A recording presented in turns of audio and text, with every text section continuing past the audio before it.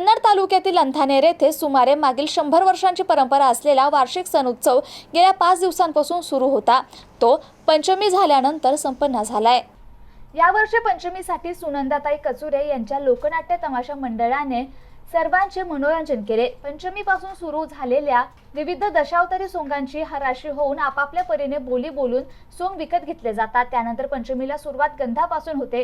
या दिवशी फक्त गणपतीचे सोंग काढल्या जाते. दुसऱ्या दिवसापासून एक एक सोंग वाढत जाऊन शेवटच्या दिवशी म्हणजे 5व्या दिवशी याला बोहडा म्हणतात. या दिवशी संध्याकाळी 8 वाजेपासून विविध सोंगे काढली जातात. संबळ आणि सनईच्या सुमधुर स्वरात एका विशिष्ट तालासुरात सोंगे काढली जातात. जशी जशी रात्र होते तशी तशी बोहड्याला रंगत येत जाते. सर्व जाती धर्माचे लोक सगळे मतभेद विसरून या 5 दिवस एकमेकांना सहकार्य करून कार्यक्रम पार पाडतात. माहेरवाशिनी तसेच गावातील सर्व चाकरमाने दिवाळी दसऱ्याच्या सणासारखे गावात येतात. सगळीकडे लगबग असते. प्रत्येक घरात या काळात आनंद दिसून येतो. सर्व सोंगांची मिरवणूक ही मशालीवर राळ फेकून प्रचंड उजेडात काढली जाते. पंचमीमध्ये सुरुवात विदूषक गणपतीपासून ते सकाळी गावची ग्रामदैवत असलेली भवानी मातेचं सोंग काढून संपूर्ण गावातून वाजत गाजत लहान थोर मंडळी नाचत मिरवणूक काढून शेवटी भवानी मातेच्या मंदिराजवळ नेऊन गाव भंडाऱ्याने सांगता होते.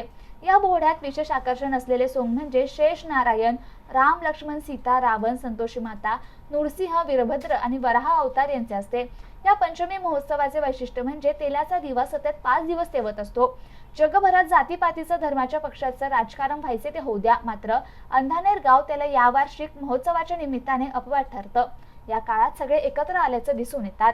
Rajendra Nevage, MCN news, Kannada.